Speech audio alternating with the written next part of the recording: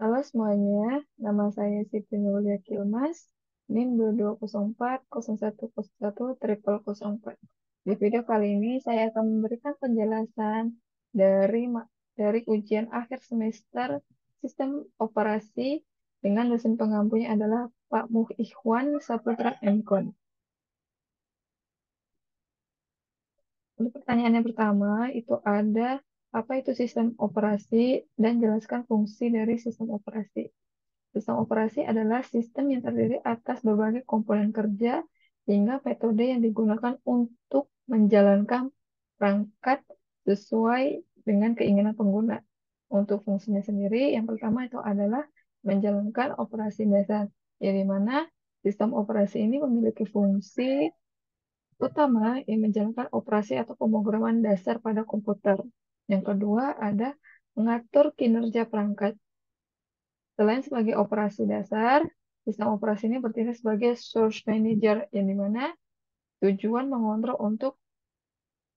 mengontrol fungsi dari hardware seperti memory card, hard disk, CPU, dan perangkat keras yang penunjang lainnya.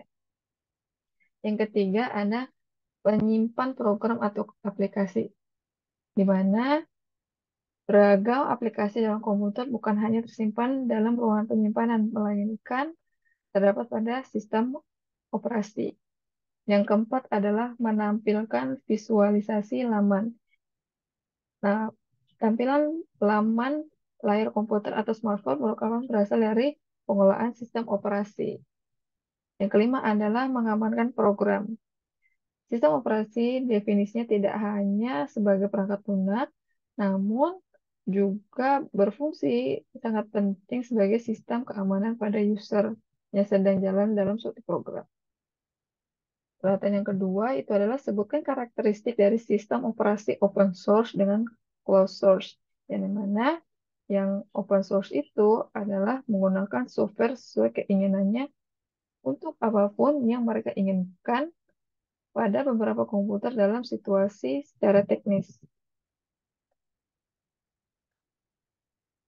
Yang kedua itu adalah memiliki software yang tersedia sesuai kebutuhan. Tentu, tentu saja meliputi improvisasi, perbaikan bug, memperbesar fungsinya, dan dokumentasi pengoperasiannya.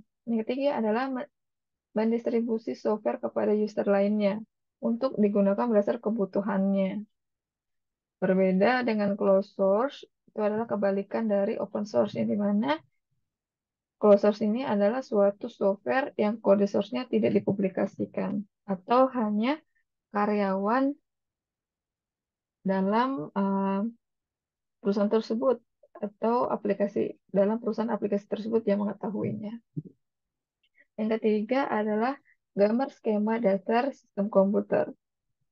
Ini adalah skema dasar pada komputer. Yang keempat adalah jelaskan apa itu perangkat input, proses, output, dan memori beserta perangkatnya. Yang pertama adalah perangkat input. Nah, perangkat input inilah perangkat yang digunakan untuk memasukkan data ke dalam masukkan data dan perintah ke dalam komputer. Beberapa contohnya yaitu adalah keyboard, mouse, scanner, mikrofon, sampai touchscreen. Yang kedua adalah proses. Proses ini merujuk pada pemrosesan data dan perintah yang dimasukkan oleh perangkat input untuk menghasilkan output. Nah, prosesnya seperti apa? Prosesnya itu dilakukan oleh CPU atau Central Process Unit dan memori di dalam komputer. Yang ketiga ada output, yang dimana output ini merupakan hasil dari proses peinputan tadi,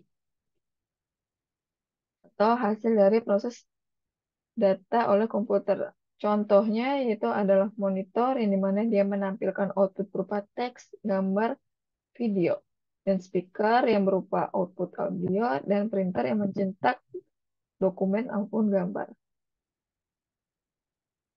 Nah, yang terakhir ada layar sentuh yang menampilkan output dan menerima output. Yang keempat ada memori, di mana memori ini fungsinya adalah menyimpan data dan program sementara selama proses eksekusi. Adapun jenisnya, Ada 5. Yang pertama itu adalah RAM, di mana memori jangka pendek yang sangat cepat untuk menjalankan program. Yang kedua adalah ROM, memori jangka panjang untuk menyimpan firmware dan program penting. Yang ketiga ada hard disk, di mana penyimpanan magnetik jangka panjang untuk menyimpan file dan program. Yang keempat ada SSD, media penyimpanan semikonduktor jangka panjang. Yang kelima ada optical disk seperti CD, DVD, Blu-ray disk untuk menyimpan jangka panjang. Nah, yang terakhir itu adalah install. Cara menginstal di sini saya memilih Ubuntu versi 22. Di sini saya menggunakan VirtualBox untuk menginstalnya. Yang pertama itu kita buka dulu VirtualBox-nya. Yang kedua itu kita pilih menu option, pilih menu pada option mesin. Yang ketiga adalah create virtual machine. Nah, di sini create virtual machine. Di mana di sini saya beri nama Ubuntu, terus dengan tipenya Linux ya. Nah, di sini Ubuntunya ini sesuai dengan laptop, yaitu 64 bit. Jadi laptop saya itu 64 bit.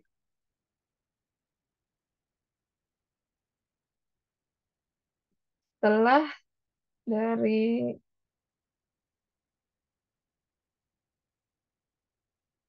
setelah dari penamaan tadi, kita masuk pada memory size.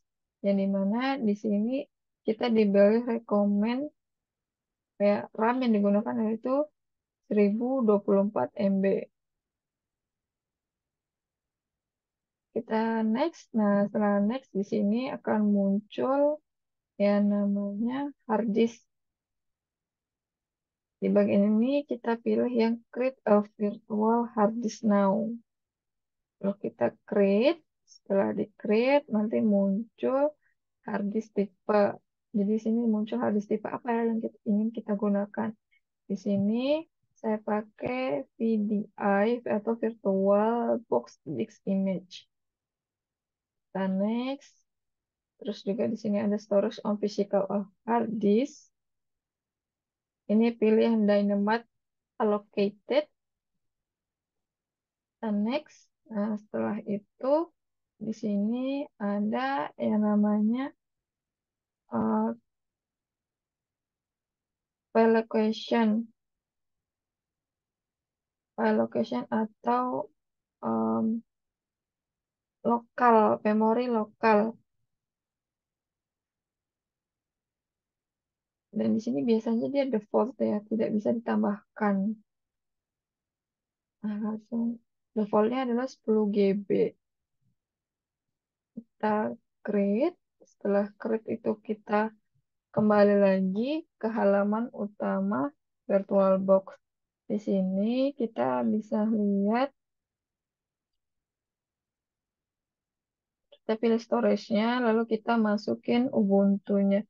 Nah, sebelum kita menginstal di VirtualBox maupun di eh, laptop secara langsung, itu kita perlu mendownload eh, Ubuntu-nya dulu, versi Ubuntu-nya dulu. Nah, untuk downloadnya sendiri ada banyak di Google ya.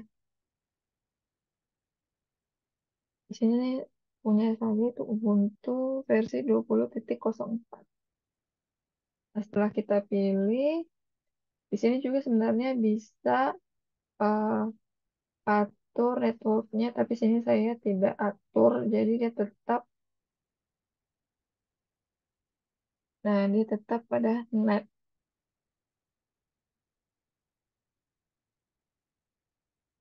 Setelah mengatur semuanya, langsung masuk ke pada instalasi Ubuntu. Ini instalasi Ubuntunya.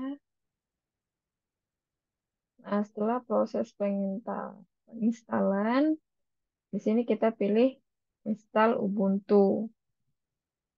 Setelah itu kita pilih bahasa keyboard yang ingin kita gunakan. Di sini pilih yang default saja.